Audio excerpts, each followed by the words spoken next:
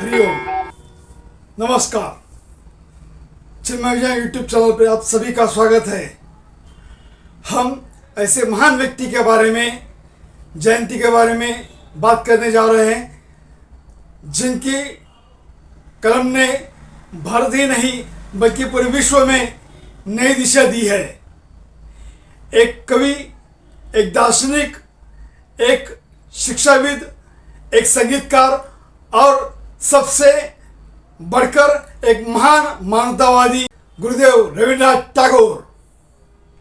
क्या आप जानते हैं, वे एशिया के पहले व्यक्ति थे जिन्हें साहित्य के लिए नोबेल पुरस्कार मिला था। लेकिन उनका जीवन सिर्फ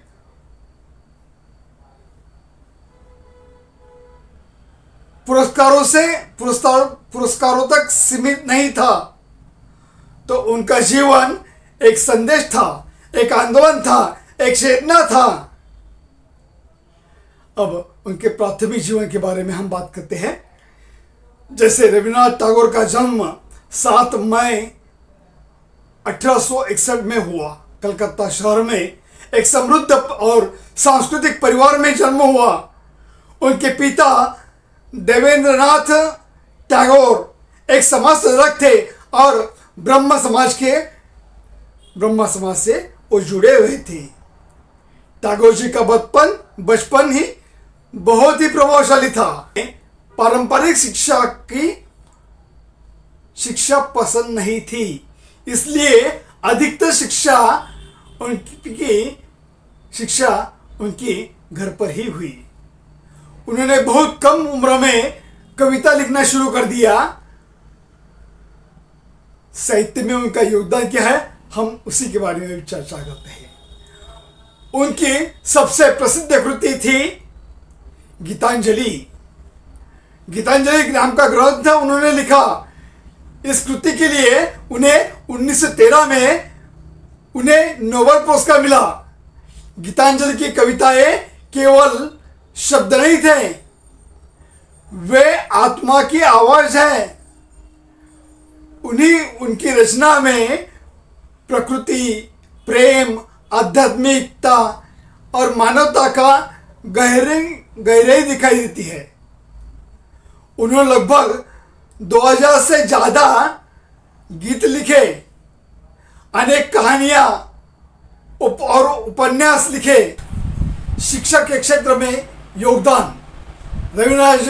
रविन्द्रनाथ जी टैगोर जी मानते थे शिक्षा केवल किताबों तक सीमित नहीं होनी चाहिए।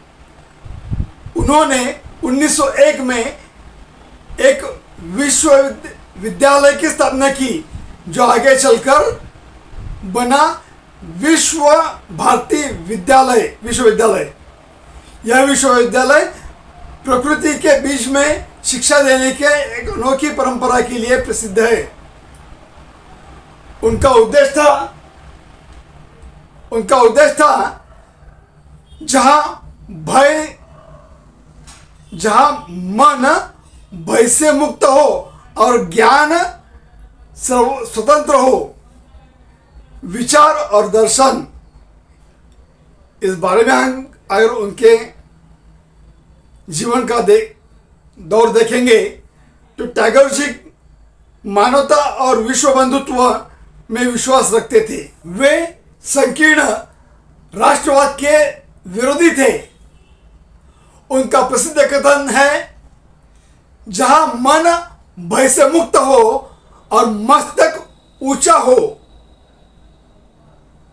जहां मन भय से मुक्त हो और मस्तक ऊंचा हो। उनके विचार आज भी हमें प्रेरित करते हैं एक बेहतर समाज बनाने के लिए, प्रेम और शांति के मार्ग पर चलने के लिए। ब्रिटिश सरकार ने उन्हें नाइटहुड की उपाधि दी थी, लेकिन 1919 में जलियांवाला बाग हत्याकांड के बाद उन्होंने यह उपाधि लौटा दी। वो देश के स्वाभिमानी थे और यह उनके स्वाभिमान और देश प्रेम का प्रतीक था। आज के युवकों के लिए एक संदेश। हम क्या सीखे? तो आज की युवा पीढ़ी के लिए टैगोर जी का जीवन एक प्रेरणा है। अपने विचारों को स्वतंत्र रखो, रचनात्मक बनो। तीसरा मुद्दा है, शिक्षा को केवल डिग्री तक सीमित मत रखो, ज्ञान प्राप्त करो। और चौथा मुद्दा है, मानवता को सर्वोपरि रखो।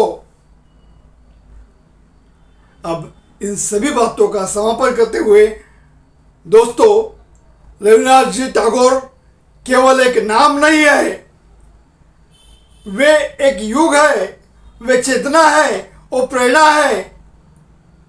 अगर आइए उनकी जयंती पर हम सब लोग संकल्प लेंगे, मेरे साथ दोहराएंगे। हम भी अपने जीवन में ज्ञान, प्रेम और मानवता को दीप जलाएंगे। बोलिए, हम भी अपने जीवन में ज्ञान, प्रेम और मानवता का दीप जगाएंगे। इसी अच्छे विचारों के साथ हम विदा लेते हैं, और अच्छे विचार आगे और सुनते रहने के लिए अब सब्सक्राइब कर लीजिए। आपने सब्सक्राइब किया है तो आपके फैमिली के सभी मोबाइल में सब्सक्राइब कर लीजिए, लाइक करिए, और ये वीडियो सभी जन तक पहुंचा दीजिए। पूरे भारतवर्ष में ये पहुंचना चाहिए। जय हिंद, जय भारत, जय हिंदुस्तान। हरि ओम।